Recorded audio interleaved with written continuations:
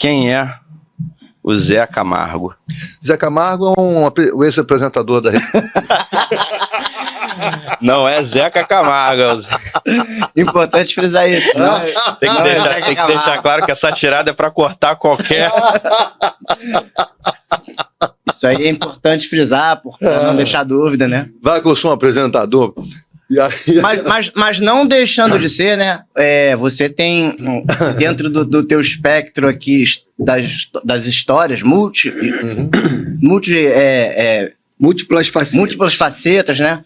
Você atuou em vários campos, né? Você atuou na música, você atuou na arte, você atuou... Não atua, né? Que tá... você ainda permanece em atividade, você atua nas artes marciais, você atuou no campo do empreendedorismo e assim, vamos falar um pouco também da infância do Zé para entender como é que se construiu esse personagem. Então, o Zé Roberto Camargo foi um cara nascido e criado em Botafogo, né? Sempre ligado ao esporte. Meu pai era faixa preta, foi o dublê do Tarzan, meu pai. Aquele Ron L que passava pendurado no cipó, foi o dublê do Tarzan, foi meu pai. E a relação da gente era muito complicada, né? O pai era agressivo, aquela coisa toda. O livro fala bem dessas coisas. E eu acabei indo pro esporte, né? Então remei, fiz taekwondo com o Rodney lá, que a gente... Rodney Américo dos Reis. Isso aí.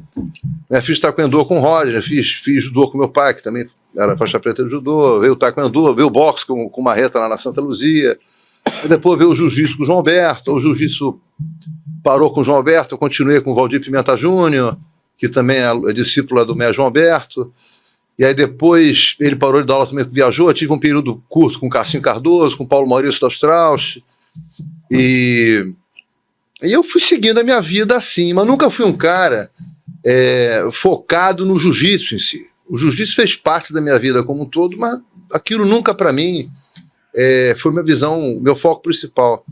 Porque dentro da minha necessidade financeira na época, que nesse período eu tive uma briga para sair de casa com 7 anos, fui morar num trailer no Tivoli Parque da Lagoa, cara. E lá eu comecei a mexer em moto, conheci a família Orfei. Então, o foco meu era motocicleta, entendeu? E como tinha essa coisa de clube de moto nos anos 80, também aquela coisa toda, a gente não era uma coisa politicamente correta naquela época, eu tive a necessidade de aprender a lutar, né, tinha essas coisas todas. Mas o meu foco sempre foi realmente mexer em motocicleta, né? Eu comecei pela Harley Davidson, depois vieram várias outras marcas que eu fiz parte até da implementação todo o contexto dela no Brasil. Essa história do Tivoli Park, né?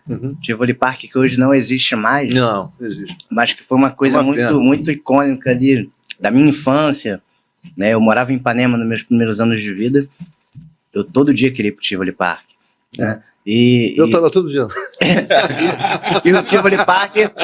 Chegou até a enjoar, né? E o Tivoli Park era, digamos assim, um cartão postal do Rio. Então quando você menciona, nasci em Botafogo, eu fui morar no Tivoli Park, você estava o tempo todo em ambientes que eram a referência da beleza, da moda, né? Digamos assim.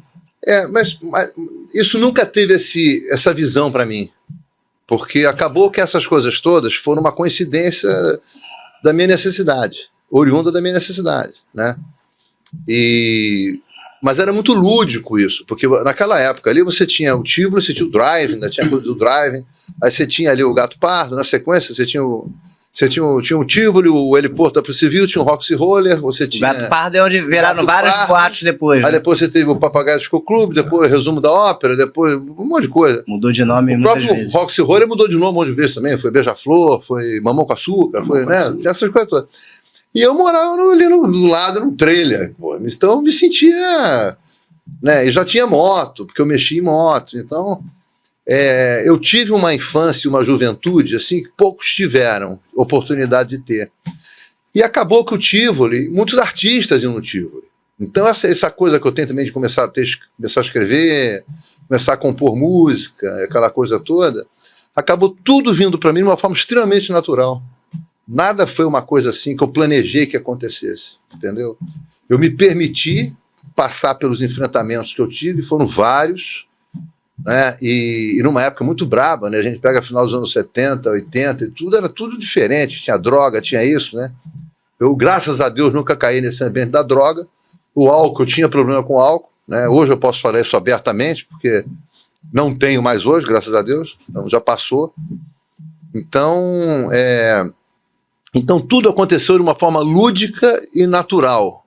É por isso que às vezes quando as pessoas me falam, quando eu li o livro que ela escreveu, quando eu vejo amigos meus lembrando de alguma coisa, quer dizer, para mim é até uma surpresa, eu falo, porra, às vezes parece até que isso não existiu, porque eu não tive tempo de...